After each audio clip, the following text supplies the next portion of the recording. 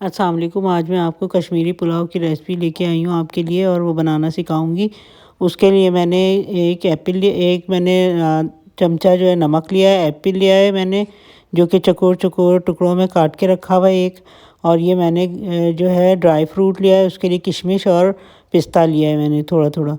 और इसमें हरी मिर्चें लिए हैं 6-7, और इसमें लहसुन अदरक का पेस्ट और प्याज लिए जो कि एक छोटी प्याज ली है और छोटी छोटी काटी हुई है। और इसके लिए मैंने दही लिया है, और दही और दूध मिक्स करके लिया है मैंने जो कि आधा कप के बराबर। और अब मैं आपको बताती हूँ कि यखनी के लिए मैंने एक तो चावल लिए मैंने 4 कप, और यखनी के लिए मैंने बकरे का गोश्त लिया आधा किलो। और इसमें जो है मैंने डालने के लिए यखनी में मैंने एक तो पुदीना लिया है, और एक मैंने गरम मसाले में काली मिर्च और लौंग और ये जायफल लिए एक मैंने साबित छोटा टुकड़ा। और इसमें जो है मैंने तेज़ पत्ता लिया है, और इसमें इलायची ली है मैंने तकरीबन 2-3 इलायचियाँ लिए हैं। और ये मैं यखनी में डालूँगी। सबसे पहले मैं इसमें पानी डाल लूँगी देगची में, और गोश्त डाल लूँगी आधा किलो जो मैंने लिया है, हड्डी वाला है गोश्त। और ये मैं इसमें तकरीबन पानी के 1.5 लीटर पानी डालूँगी यखनी बनाने के लिए। और इसमें यखनी की सारी चीज़ें डाल दूँगी, पुदीना और तेज़पत्ता जो मैंने जो जो चीज़ें रखी थी गरम मसाले की वो मैंने इसमें डाल दी। और अब इसको पकने के लिए रख दूँगी मैं, और थोड़ी देर तक तकरीबन ये आधा रह जाएगा इतना पकने के लिए रख दूँगी। और ये ढकना ढक के मैंने रखा है, तो यखनी तैयार हो गई है। ये देखिए आधा पानी रह गया है इसका। और अब मैं इसमें जो है ये देखें गल भी गया, गोश्त भी गल गया है इसका, और अच्छी सी यखनी बन गई है इसकी। और इसमें जो है अब मैं एक अलग देगची में प्याज ब्राउन करने के लिए रखूँगी। इसमें मैंने ऑयल डालूँगी और प्याज डालूँगी।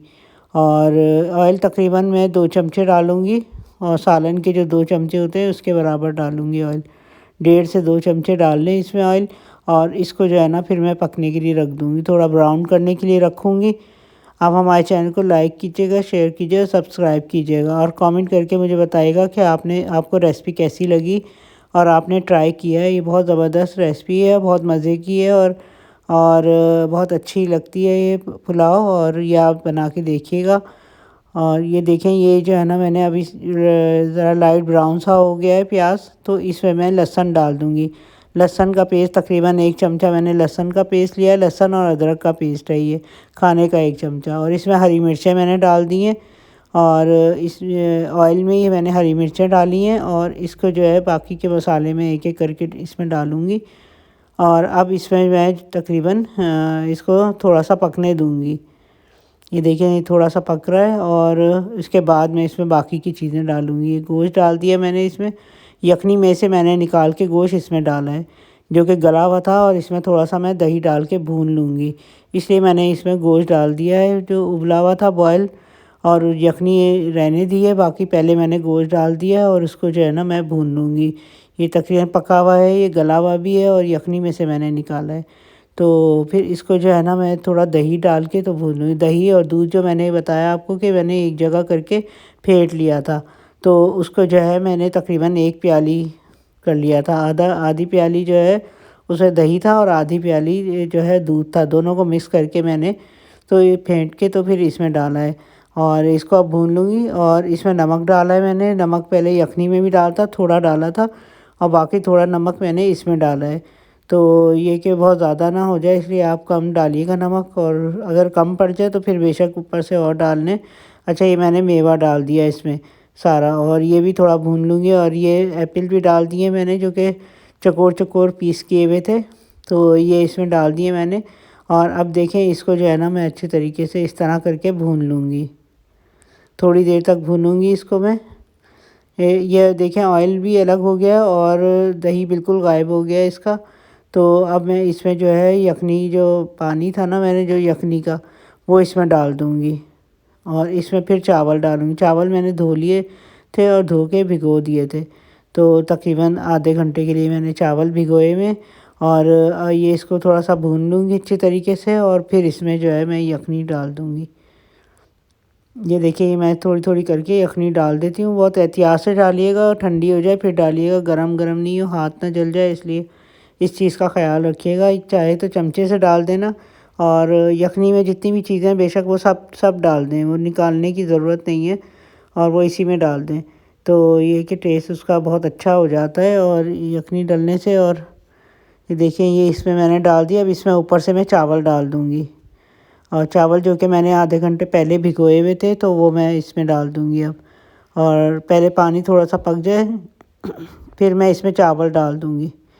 ये देखिए थोड़ा-थोड़ा करके एहतियात से आप चावल डालें इसमें, और ये इस तरह करके मैंने चावल डाल दूँगी। तकरीबन 4 कप मैंने चावल लिए थे, 4 कप के बराबर, और वो मैंने इसमें डाले हैं। ये बहुत एहतियात से डालिएगा, इसमें हाथ ना जले इसलिए चावल एहतियात से डालिएगा, और करीब को करके डालने, ज़्यादा ऊंचाई पे से डालेंगी तो उसकी छींटे उड़ेंगे, ऊपर आएंगे, इसलिए एहतियात से डालनी है। ये देखिए ये सारे चावल मैंने इसमें डाल दिए, और अब चमचे से इसको मैं बराबर कर दूंगी और फिर ढकना ढक के रख दूंगी। देखिए ये सब चावल डाल दिए मैंने, और अब चमचे से इनको बराबर कर दूंगी ताकि बराबर के हो जाए, एक जैसे हो जाएं, और फिर पकने के लिए रख दूंगी। फिर मैं इसमें ढकना ढक दूंगी ताकि ये अच्छे तरीके से पक जाए और खुशक हो जाए। जब तक खुशक नहीं हो जाते जब तक ये पकते रहेंगे। और ये देखिए ये मैंने निकाल लिए, देख लिए, ये खुशक हो गए। तकरीबन ये 10 मिनट बाद ही मैंने ये खोल के देखा है, तो ये पक गए, ये खुशक हो गए। अब मैं इसको दम पे रख दूँगी। थोड़ा सा मैंने ऊपर नीचे किए, और अब इसको मैं दम पे रख दूँगी, और दम हो जाएंगे। बहुत बहुत मज़े के बनते हैं, बहुत टेस्टी होते हैं। आप ये ज़रूर टेस्ट कीजिएगा, और आप मुझे बताइएगा कमेंट करके कि आपने बनाए हैं और किस तरह लगा है आपको।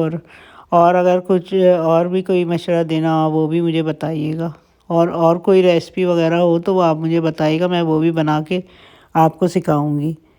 ये देखिए मैं डिश आउट कर दिए मैंने इसको, और ये बहुत मज़े के बने थे, बहुत अच्छे बने थे। और ये देखिए ये सारे मैंने इसमें डिश आउट कर दिए गरम गरम, और ये ज़बरदस्त रेसिपी है। और ये देखें, ये और बहुत अच्छे तरीके से गोश्त भी अच्छी तरीके से गल गया था, और बहुत अच्छा बना था ये। अल्लाह हाफिज़।